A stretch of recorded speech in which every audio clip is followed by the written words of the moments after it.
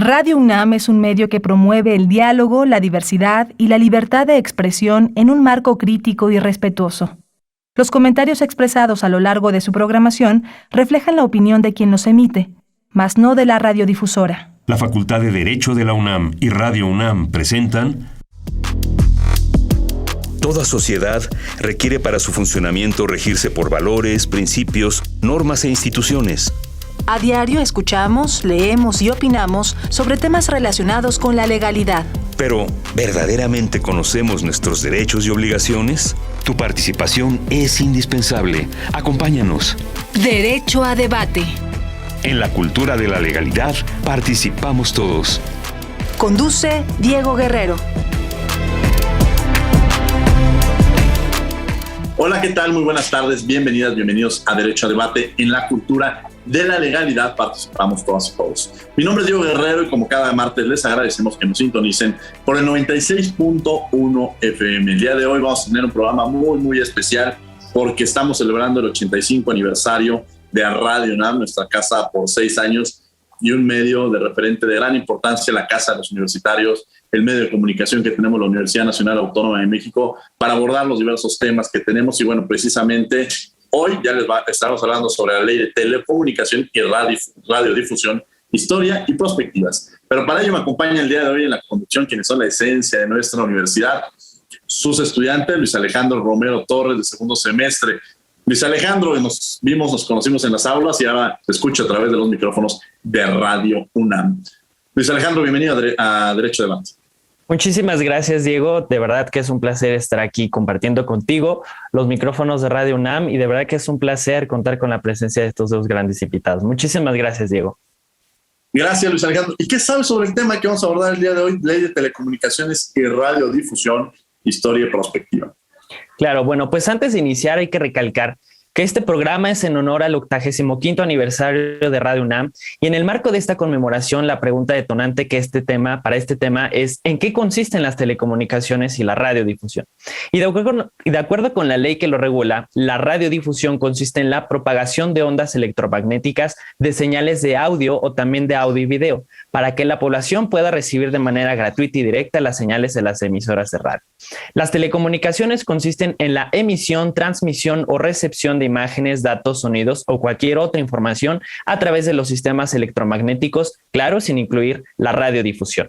El ordenamiento jurídico que regula ambas es la Ley Federal de Telecomunicaciones y Radiodifusión, que tiene por objeto regular, entre otros, el uso, aprovechamiento y explotación del espacio que se utiliza para brindar los servicios de telecomunicaciones y radiodifusión, la telefonía fija y móvil, los servicios y contenidos de televisión restringida y abierta, así como la convergencia entre estos. Y el Instituto Federal de Telecomunicaciones es el órgano autónomo que regula el desarrollo eficiente de la radiodifusión y las telecomunicaciones, además de ser la autoridad responsable en materia de competencia económica de estos sectores. Muchas gracias, Luis Alejandro. ¿Quiénes son nuestros invitados de este programa de lujo, Luis Alejandro?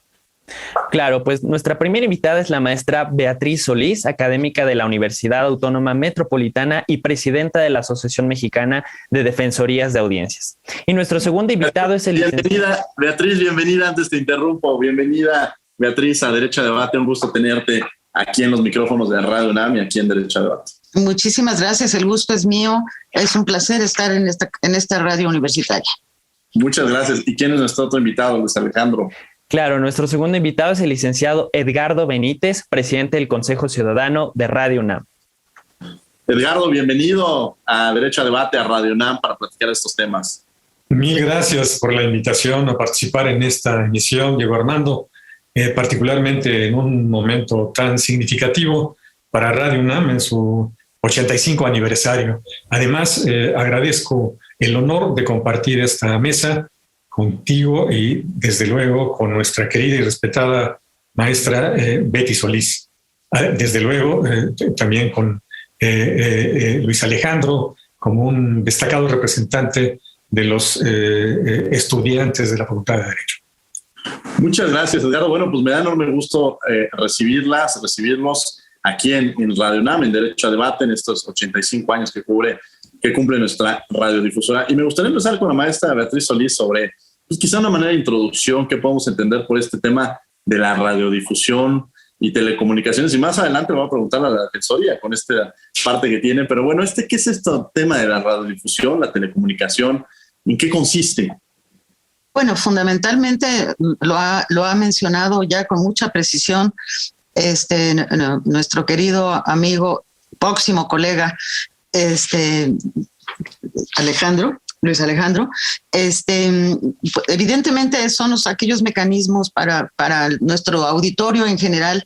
La radiodifusión se refiere a la radio y a la televisión abierta, gratuita, y las telecomunicaciones son todos aquellos elementos que se han venido incorporando y que generan toda una infraestructura precisamente también para un ejercicio de la comunicación que puede ser a través de vía telefónica, pero que evidentemente está atravesado por una tecnología que ha llegado a invadir de manera muy útil a veces y a veces un poco estorbosa, como son las redes sociales y el internet, las televisiones restringidas, todos aquellos elementos que no son radio y televisión abierta, pero que finalmente encontraron en su momento, del que hablaremos posteriormente, la posibilidad de una convergencia, porque en ambos servicios se ofrece información a la sociedad, a los ciudadanos,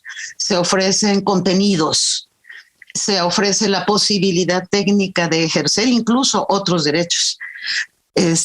Como ahora en la pandemia, pues nos dio posibilidad de tener acceso a la educación, gracias a las telecomunicaciones y a la radiodifusión, acceso a la salud, acceso a otros elementos que por una coyuntura muy puntual estaban restringidos. Este es el gran paquete, que dos conceptos aparentemente sencillos, que no lo son, pero que nos permiten un enorme abanico de posibilidades de acceder a la información, de estar en contacto con los otros, de tener acceso a muchas otras plataformas para cualquier necesidad social. Interesante este panorama que se nos da sobre esta diferencia que existe y sobre todo esta trascendencia que tienen que relacionarse con la importancia que ha tenido frente a la pandemia el poder utilizar estos medios. Edgardo Benítez, que nos acompaña el día de hoy, pues quizá pensar en los antecedentes, un poco hablar de cuáles son los antecedentes de la historia, de hablar de estos conceptos. Ya nos hablaron en una introducción, ya nos hablaron esta definición de conceptos, pero quizá reconocer estos antecedentes que han existido a lo largo de la historia, pues referente con los temas que vamos a abordar el día de hoy. Con gusto. Creo que para hablar de estas actividades de enorme importancia e impacto social y económico para la vida de todos los habitantes de un país, habría que tener en cuenta dos diferencias o dos ideas fundamentales en el campo normativo que se plasman poco a poco precisamente en la estructura legal de las telecomunicaciones y la radiodifusión. Si tenemos en cuenta que ya han pasado 100 años de la aparición de la radio en México desde 1921 y que hubo un espacio enorme hasta que se emitiera la primera ley federal de radio y televisión en 1960, hubo un espacio en el que estas actividades se llevaban a cabo prácticamente sin una definición legal en términos de su marco de acción. Pero esto creo que nos permite establecer que hasta 1960, por primera vez, la Ley Federal de Radio y Televisión define a la radio y a la televisión como actividades de interés público. Situación que parecería lógica, sin embargo, dejaba un enorme espacio de relevancia para que la ley dejara esta definición muy poco clara. No es sino hasta la reforma constitucional que en materia de telecomunicaciones y radiodifusión se emite en 2013, en que el concepto de actividad de interés público, tanto para las telecomunicaciones como para la radiodifusión, se precisa con su verdadera relevancia para considerar a estas dos funciones, estas dos actividades, como servicios públicos de interés general. Ustedes saben que al darles esta categoría, al reconocer esta importancia en la Constitución, se convierten en actividades en las que el Estado debe vigilar el estricto cumplimiento de que los servicios sean prestados de manera eficiente, con calidad y con los atributos necesarios para que no se demerite su impacto social. Pero no me quiero extender en este concepto, solamente hacer este señalamiento de la relevancia que tiene esta definición tardía, muy tardía, hasta 2013, si tenemos en consideración que la radio surge en 1921, la televisión cerca de los años 50, y no es sino hasta 2013 en que adquieren este carácter, esta relevancia, o que se reconoce a nivel constitucional. Muy interesante esta parte también de entenderla desde el marco jurídico. Luis Alejandro Romero Torres, que me acompaña el día de hoy en la conducción, los micrófonos son tuyos. Muchísimas gracias, Diego. Y bueno, esta pregunta quisiera dirigírsela a la maestra Beatriz. ¿Cuál fue la necesidad que originó la creación de la Ley Federal de Telecomunicaciones y Radiodifusión? Bueno, hay distintas posibilidades de encontrar razones o explicaciones por las cuales se llega a esta primero la reforma constitucional y posteriormente la ley federal secundaria de esta reforma. Esta es una reforma en el 2013 de telecomunicaciones y radiodifusión. Punto. ¿Por qué se llega a ello? Primero que nada, por el desarrollo tan acelerado precisamente de la tecnología y de la digitalización y de todos estos elementos de intercomunicación que dejaron atrás incluso una ley más o menos moderna que tenía las telecomunicaciones con la Ley Federal de Telecomunicaciones del 2005. Cuando aparece ya la digitalización habrá que actualizarla y obviamente la Ley Federal de Radio y Televisión de 1960 con muy pocas reformas a lo largo de tanto tiempo. Incluso reformas muy puntuales y más que nada administrativas solicitadas por los operadores. Ya la realidad obligó, más allá de que evidentemente ha habido un debate y una discusión social, académica, política en torno precisamente a los altos índices de concentración que tenían los medios de comunicación, lo cual distaba mucho de satisfacer a lo que establecía el artículo 28, que decía que habría que promover la competencia y prohibir los monopolios. Durante muchísimos años no podíamos estarnos informando solo a través de una sola voz. En fin, muchos debates públicos a partir de que se incorporó en los 70s el concepto del derecho a la información, debates, páginas enteras de ponencias, de debates durante mucho tiempo, iniciativas previas a la del 2014, ciertamente, que hubo, una en los 80, otras muy importante que hubo, pero que finalmente siempre se fueron acusadas de leyes mordazas, por lo cual no debe sorprendernos cuando haya alguna reforma que la califiquen como ley mordaza cuando afecta a intereses absolutamente particulares. Una iniciativa muy interesante que incluso, déjenme decirles, de la cual retoma muchos artículos, pero de manera muy parcial. En el 2010, una iniciativa de ley también que se presenta en el Congreso, una iniciativa que desde mi punto de vista avanzaba bastante, donde participó mucho la academia en su elaboración, hasta que llegamos a esta. O sea, era absolutamente inaplazable reformar y encontrar, más allá de que el propio Congreso de la Unión fue uno de los elementos que se agregó en esta reforma constitucional, no tenía atribuciones para regular las telecomunicaciones, porque eran recién nacidas, pues casi son recién nacidas a pesar de que han crecido rápidamente. una de las reformas que se hizo. Pero realmente esta reforma que nosotros venimos mencionando y traemos y llegamos a ella con mucho entusiasmo, muchos de nosotros, y con muchas expectativas, realmente solo modificó artículos fundamentales 4, el 6, el 7, el 27 y el 28. Porque luego se reformaron el 73, el 78, el 94, pero que eran mucho más internas del Congreso.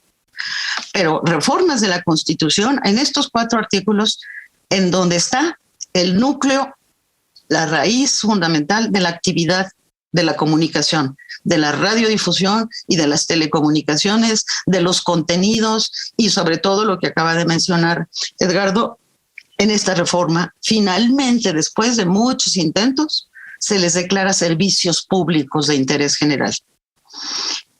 Esto había sido solicitado en muchas de las miles y miles de participaciones y de congresos y de reuniones y de debates. Y era una cuestión inconcebible. Ya cuando veamos de manera a lo mejor más puntual las características puntuales de la reforma, a mí me parece que la Constitución sí dio cuenta de una gran expectativa que teníamos muchos que hemos venido trabajando y peleando para que exista un mejor y más equilibrado modelo de comunicación en este país.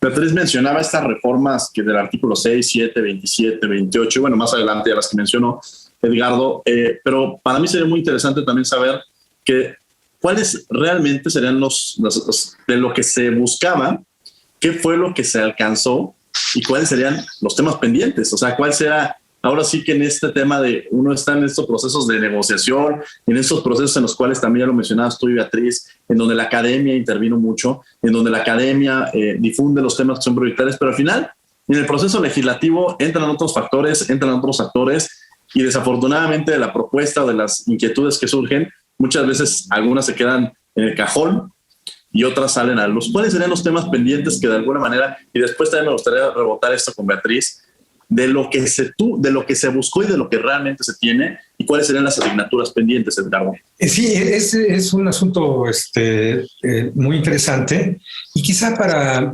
darle una idea a nuestro público un poquito más clara de este tránsito reciente que dio como resultado una reforma constitucional y después una legislación secundaria emitida un año después, en el 2014, decir que en el caso de la reforma constitucional, como señalaba la maestra Solís, Betty hacía el señalamiento de que muchos de los que habíamos promovido la actualización de la normatividad en la materia, habíamos buscado definiciones para subrayar o dejar correctamente establecido el impacto y la importancia de las telecomunicaciones y la radiodifusión. Era necesario modificar el régimen de concesiones anteriormente discrecional, totalmente discrecional. Era necesario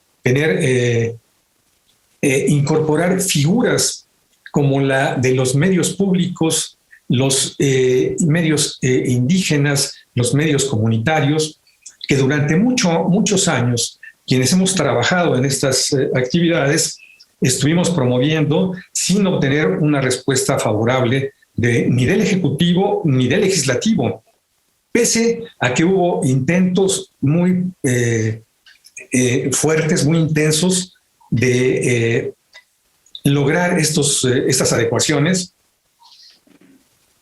Betty participó en un grupo, en una mesa de trabajo en la Secretaría de Gobernación, que durante 2 años estuvo promoviendo estas adecuaciones sin lograr resultados favorables, sin lograr más que ser escuchados por la autoridad, en este caso por la Secretaría de Gobernación. Posteriormente, dentro de la red de radiosoras y televisoras educativas y culturales, generamos una propuesta específica de actualización para los medios públicos, concretamente. Tampoco fuimos tomados en cuenta, tampoco fuimos escuchados. Finalmente, al llegar la reforma constitucional, se establecen algunos de esos principios que habíamos buscado que actualizaran la legislación en la materia. Algunos de ellos, y se los comento rápidamente. La definición de la libertad de expresión y sus límites, de manera más señalada. El derecho libre a libre acceso a la información plural y oportuna, la difusión de opiniones, información e ideas por cualquier medio, el derecho garantizado por el Estado de acceso a las tecnologías de información y comunicación, a los servicios de radio, radiodifusión y telecomunicaciones, a la banda ancha de Internet, es decir, a una política, la creación de una política de inclusión digital universal. Esto es un aspecto de la mayor relevancia. Desde luego, la tipificación de estas actividades como servicios públicos de interés general. La prohibición, esto es un punto que aún no logramos que se resuelva, es uno de los pendientes para transmitir publicidad o propaganda presentada como información periodística. Esto es un elemento clave que está aún en situación de litigio. El mandato para que la programación dirigida a la población infantil respete los valores y principios del artículo 3 constitucional y las normas para el cuidado de la salud, aspecto por demás relevante en términos económicos y de impacto social. La incorporación y reconocimiento por primera vez en nuestro país del derecho de las audiencias. Esto es de enorme relevancia. Cuando viene la ley en el 2014, aparentemente con esta plataforma reconocida y definida a nivel constitucional, deberían haberse ya resuelto todos estos aspectos. Y la gran sorpresa con la que nos encontramos es que en algunos de ellos la legislación resultó tan compleja y tan abigarrada que no solamente no definió algunos de estos aspectos, sino que contribuyó a dejarlos en la indefinición. Pero más adelante puntualizaremos algunos detalles al respecto. Gracias, Edgardo. Beatriz, me gustaría continuar con este punto sobre los temas pendientes y las características principales, que además ya dejabas este punto en tu intervención anterior. ¿Cuáles son estas características principales que había? Sí, más o menos, evidentemente él ha hecho un excelente repaso, particularmente de todos estos elementos que están incorporados en el artículo 6, en las reformas que se le hicieron al artículo 6 de la Constitución, en su apartado B. Sabemos que el 6, que ha ido creciendo, tiene un apartado A que está dedicado exclusivamente o casi exclusivamente al tema del acceso a la información. Y en el apartado B es donde ya incorpora muchísimos elementos, incluso cuando nuestras audiencias se pongan a revisar el artículo 6, sobre todo los profesionales en los medios de comunicación y los estudiantes de Derecho, revisen cómo la propia Constitución empieza a adjetivar a la información. Ya no nada más tenemos derecho de acceso a la información, sino a información de calidad, veraz, de utilidad social. Por ahí empieza a adjetivar las características de la información, lo cual me parece que empieza a ampliarse y aclararse, evidentemente, un concepto fundamental que es la información, pero que empieza también a catalogarla o adjetivarla, desde mi punto de vista. Que quede en la Constitución, particularmente establecido en su apartado B, el tema, en la fracción 4 del apartado B, el tema de la prohibición. Queda prohibida la publicidad engañosa, o sea, como lo ha dicho Edgardo, dar información o propaganda presentada como información desde la Constitución, no la ley. La Constitución lo prohíbe, lo cual me parece que, como bien se menciona, en la parte publicitaria hay muchos huecos todavía, como una especie de queso gruyère nos quedó la Ley Federal de Telecomunicaciones y Radiodifusión, porque hay muchos espacios vacíos o huecos o confusos. Pero obviamente yo sí me quedo con la Ley Federal de Telecomunicaciones y Radiodifusión. Si esto derogó la Ley Federal de Radio y Televisión de 1960, salvo en un tema, el tema de los porcentajes de publicidad, exactamente copy-paste de la ley del 60, quedó en la ley del 2014. los porcentajes de publicidad que tienen derecho la televisión y la radio, idéntico. Nada más que se agregaron otros artículos a esos de la ley, en donde ya son más condescendientes con los operadores, que son los que están realmente operando mucho, haciendo lobbying, incluso generando propuestas para hacer reformas a esa ley, como lo hicieron en el 2017, del cual hablaremos en todo caso con un poquito más de detalle más adelante. Pero sí, a mí me parece que el artículo 6 es un artículo modificado de manera fundamental.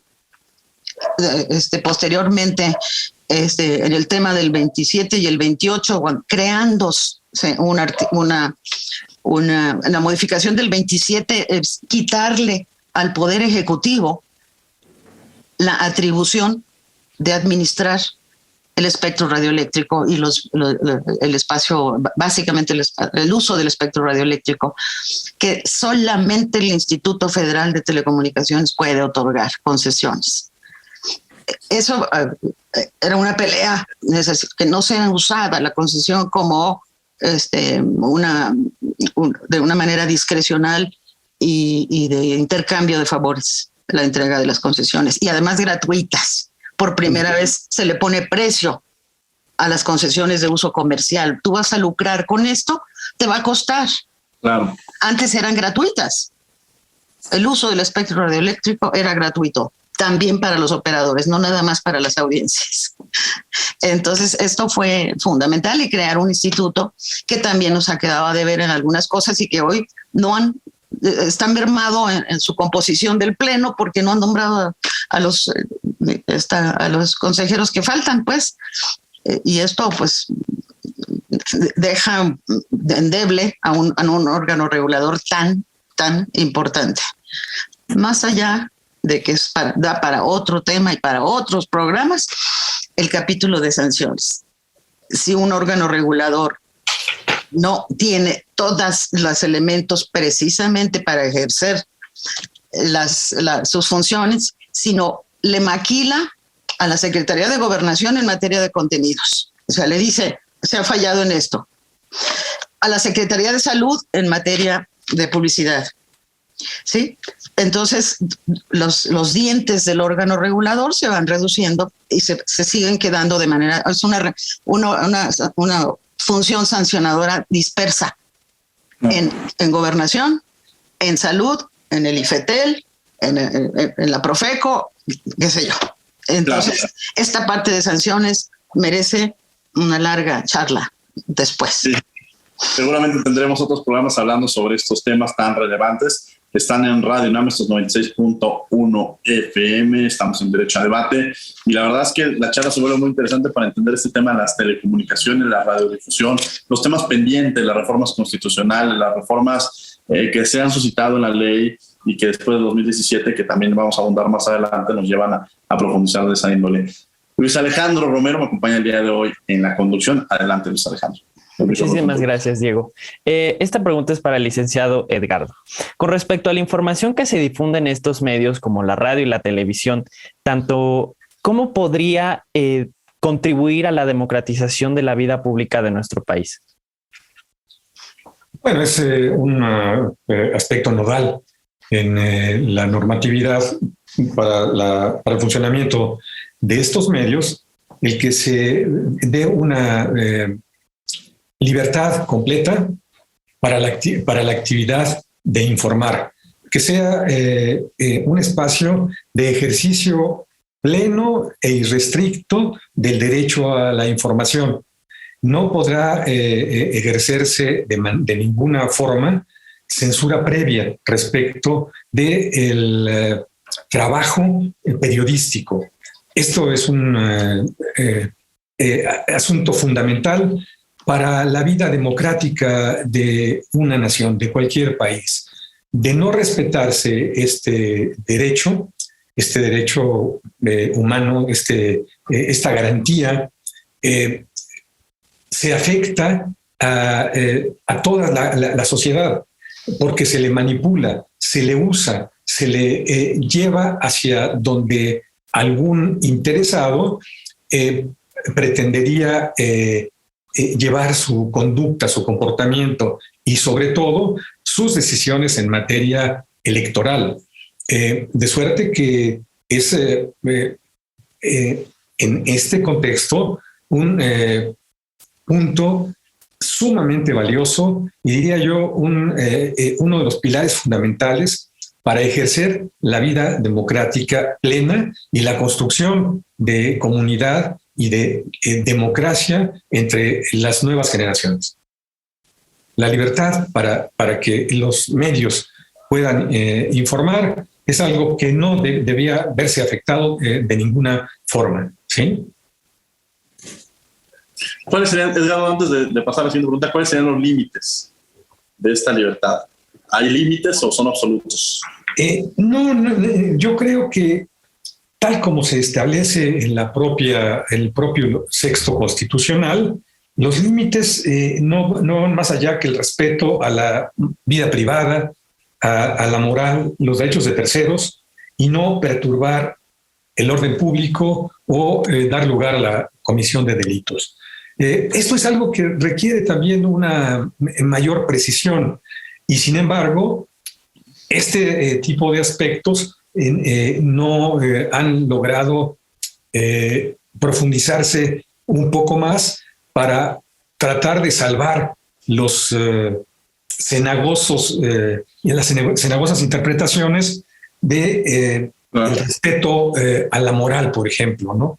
¿Cuáles son sus dimensiones? ¿De dónde a dónde va? ¿Qué es lo que abarca? Esto implica una labor muy compleja en términos de filosofía del derecho y seguramente debiera dar lugar a una legislación secundaria sumamente cuidadosa, pero que siempre incurriría en el riesgo de mutilar esta libertad, esta garantía, este derecho humano, ¿sí? Y ante ese riesgo tal vez sea preferible mantenerlo en la condición actual, ¿no? Pero sin dejar de lado la relevancia que tiene el que en un futuro se haga un trabajo legislativo serio al respecto y no solamente a conveniencia de los sujetos obligados o de los actores que operan en la industria, sino escuchando a la sociedad organizada. Ahí la labor de un órgano autónomo como es el Instituto Federal de Telecomunicaciones en su concepción original es fundamental, es de la mayor relevancia. No se trata de un organismo interesado desde el punto de vista de rentabilidad política, como si sería cualquier esfera o órgano de gobierno, sino de un equipo, de un cuerpo colegiado más ciudadano que podría y debería abordar una tarea de estas dimensiones.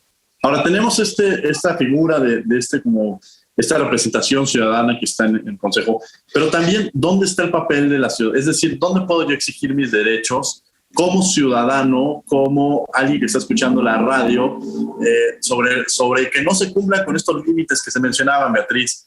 ¿Cómo defender el derecho ahora sí de quienes nos están escuchando, de algún comentario que se diga? En fin, ¿dónde está esta figura quizá pensando en el ombudsperson de los ciudadanos frente a la radio, Beatriz Solís?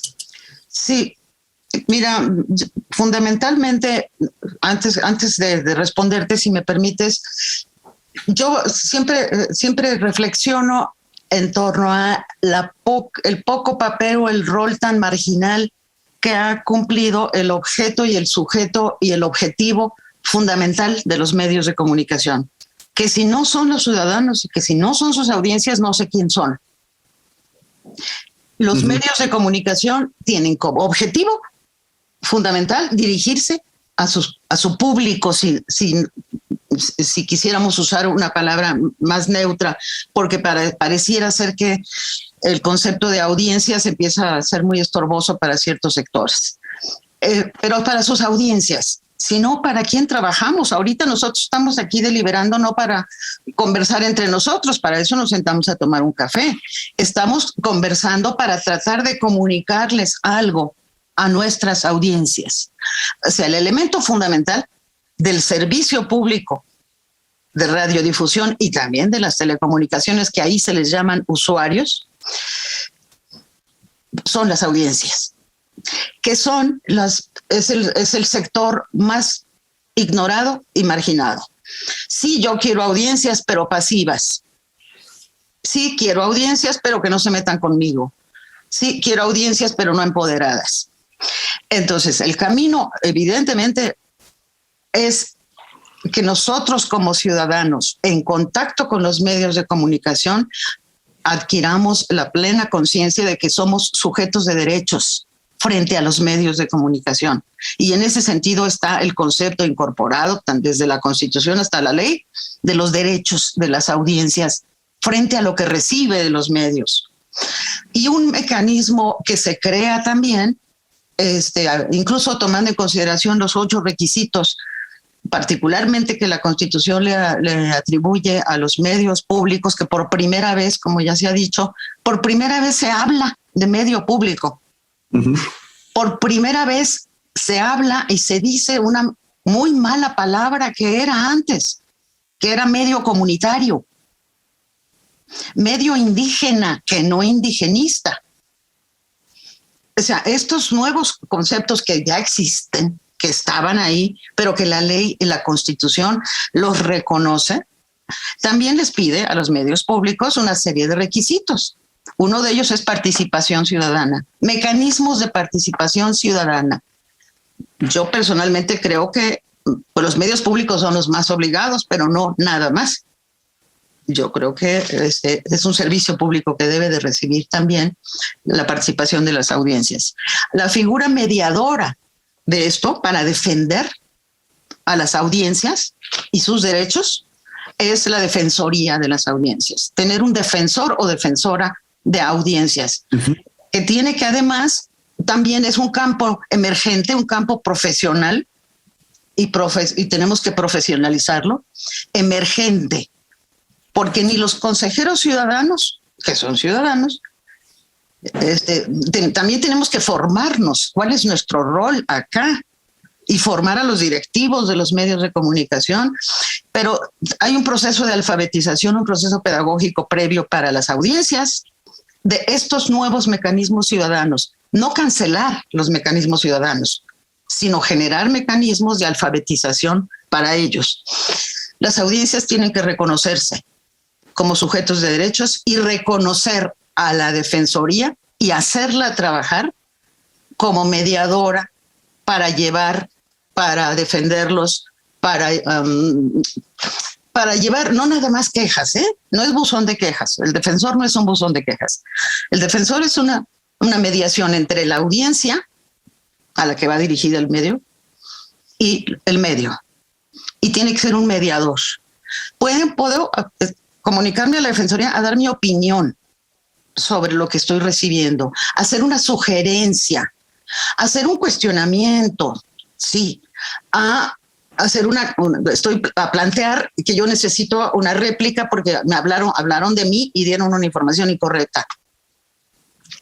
Toda esta facilitación, ser un puente, esa es la tarea de un defensor que viene, sí, de la vieja tradición del ombudsman, o de la ombudsperson, que es la defensoría del pueblo, ¿sí?, contra de las arbitrariedades del poder.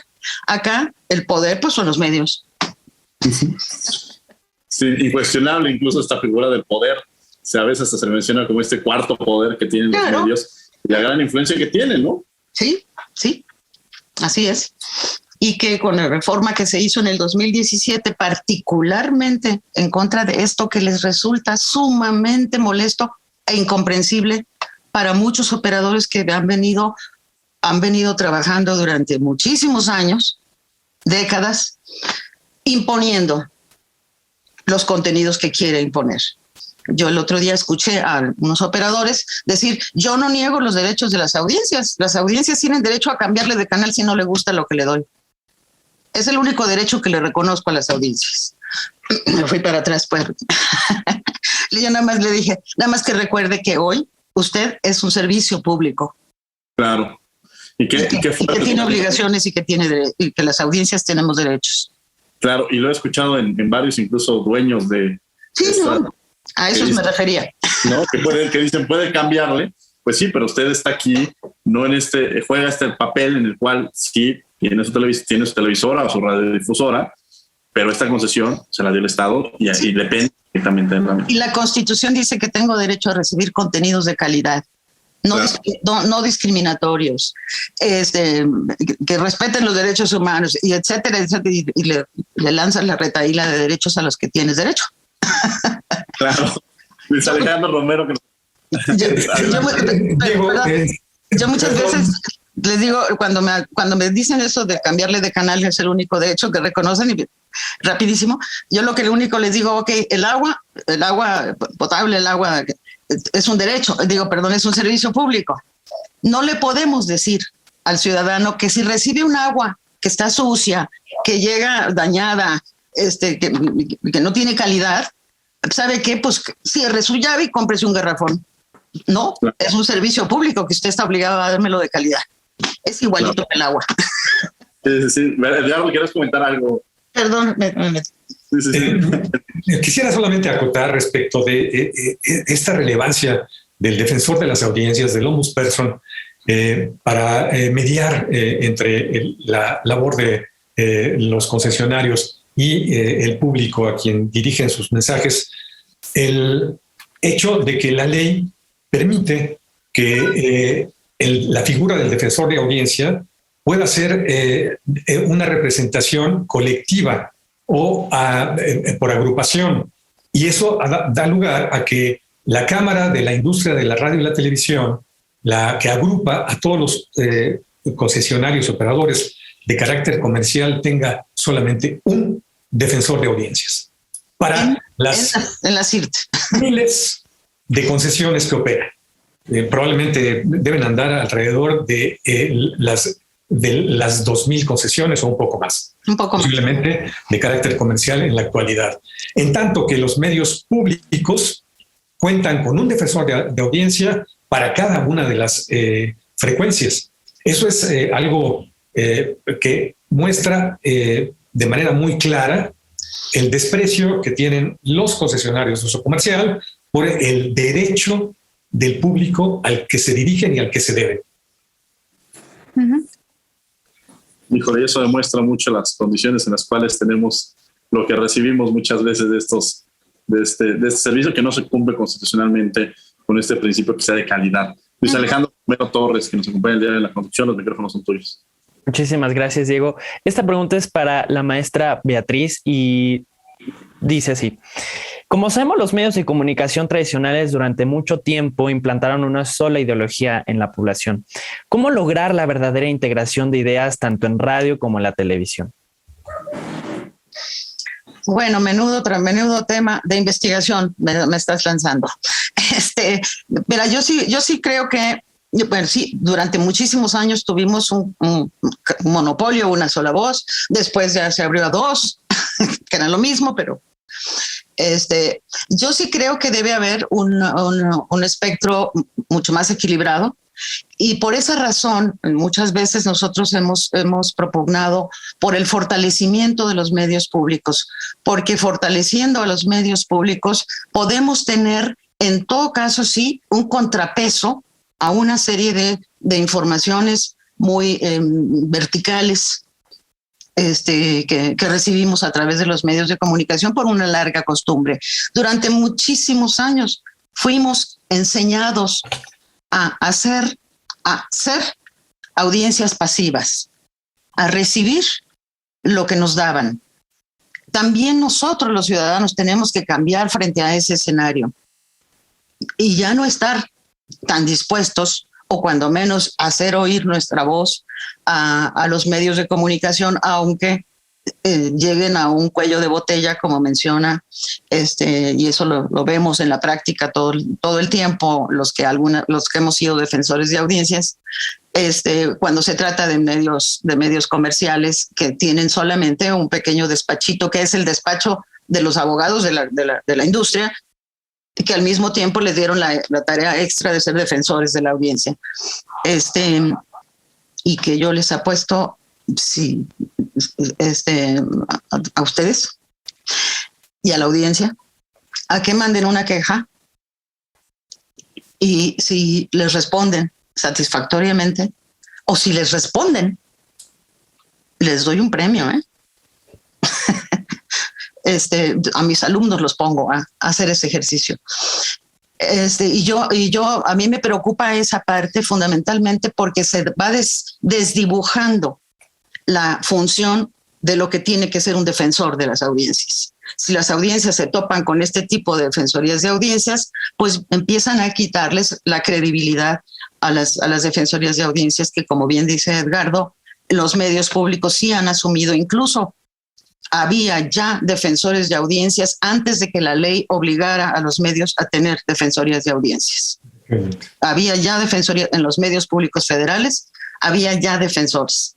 Yo era defensora de audiencias de radioeducación antes de que la ley obligara, antes de que existiera la ley federal de telecomunicaciones que obliga a los medios a tener defensorías. ¿Por qué? Por una plena convicción de necesidad de acercarse a sus audiencias por parte de los medios públicos. Y yo creo que por eso hay que estimular y promover el trabajo de los medios públicos y los medios universitarios, que están llamados a cumplir también un rol fundamental como esta casa, que es Radio UNAM. Entonces, pues, si vamos cambiando todos los actores del proceso de la comunicación, pero todos, si tenemos situaciones equilibradas, sí podemos ir aspirando a esta pregunta que tú nos hacías, a contribuir precisamente a otro tipo de modelo y a otro tipo de política de comunicación. Seguimos con esta entrevista a Luis Alejandro Romero Torres, que me acompaña en la conducción. Adelante. Muchísimas gracias. Esta pregunta es para el licenciado Edgardo.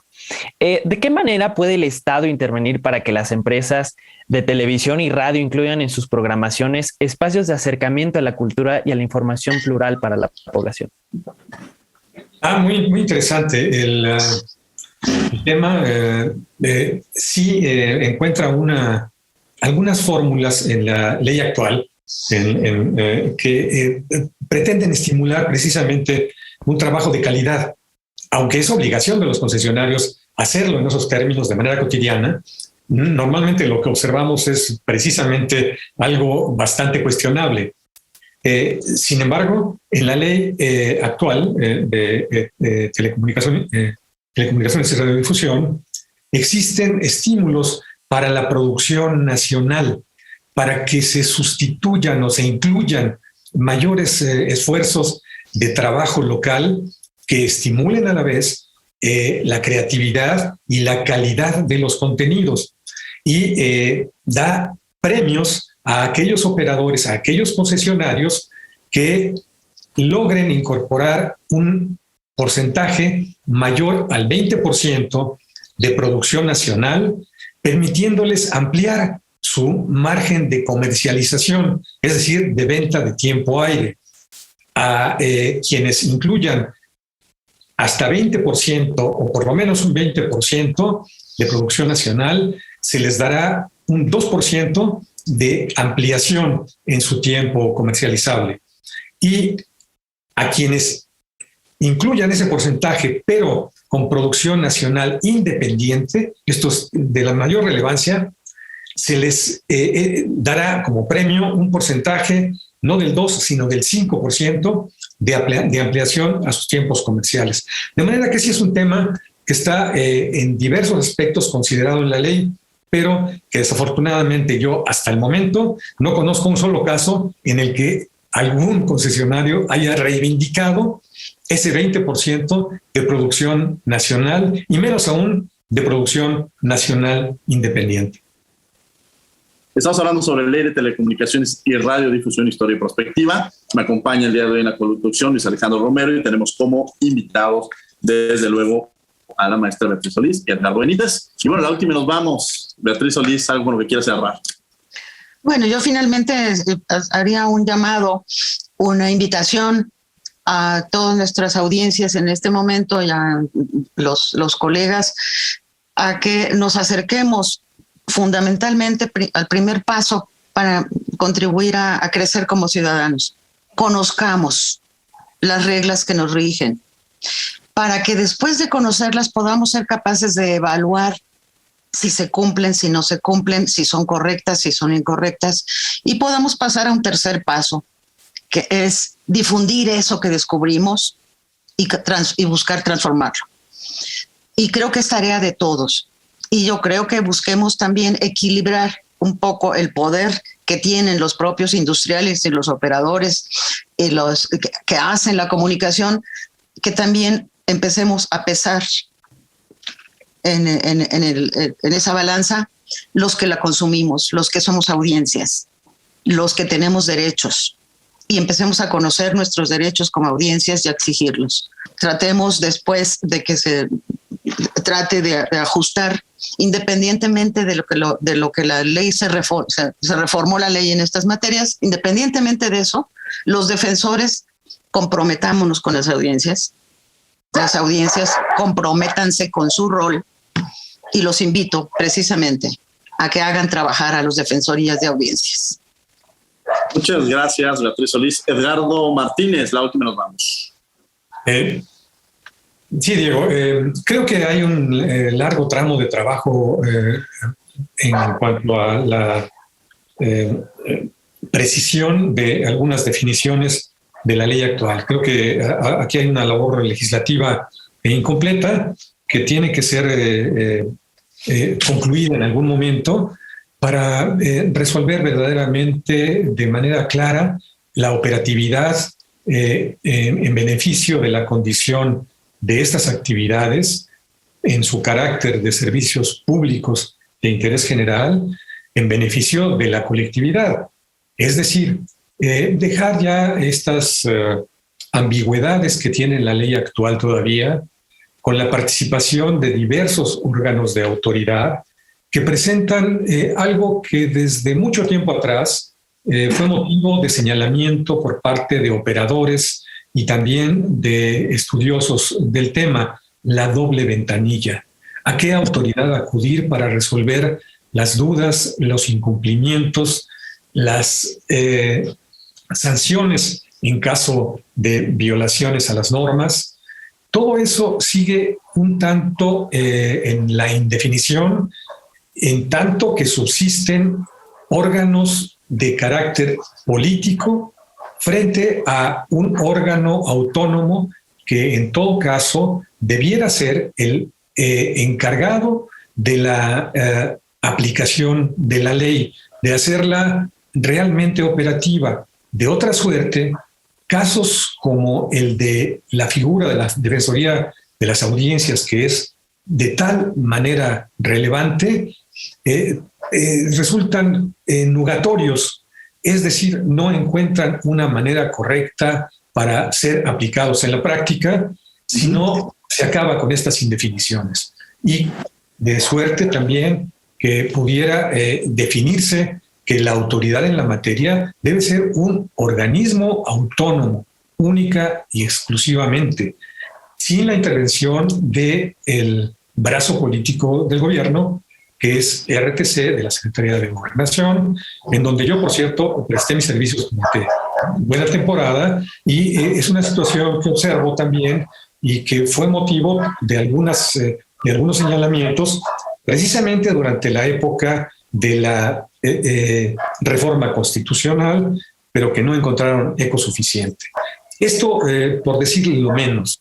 En materia de sanciones hubo algunos avances, pero no se logró llevarlos a la práctica, de suerte que ese capítulo se hace también muy difícil de aplicar. Edgardo, muchas gracias por haber estado con nosotros el día de hoy aquí en Derecho a Debate. Te agradecemos mucho que hayas estado. Mil gracias por invitarme. Beatriz Solís, muchas gracias por haber estado con nosotros el día de hoy aquí en los micrófonos de Radio UNAM. La agradecida soy yo, muchísimas gracias, y yo creo que es una excelente posibilidad de empezar a abrir el apetito para seguirnos metiendo en este tema. Sin lugar a dudas, Luis Alejandro Romero, gracias por haber estado con nosotros en Derecho a Debate. Querido Diego, muchísimas gracias por la invitación. Al contrario, bueno, les agradecemos a ustedes que han estado con nosotros el día de hoy aquí en Radio UNAM, en 96.1 FM. Desde luego agradecemos a la Facultad de Derecho y a Radio UNAM. Coordinación, Renata Díaz Conti. Redacción y voz de las notas, Ana Salazar. Asistencia, María Carmen Granados, Elías Hurtado, Edgar Cabrera y Alexis Martínez. Control y difusión, Sebastián Cruz. Controles técnicos y producción, Paco Ángeles. No olviden que nos escuchamos de ley todos los martes. Esto fue Derecho a Debate. Por hoy concluye la discusión, pero no se pierdan el próximo tema en Derecho a Debate. En la cultura de la legalidad participamos todos.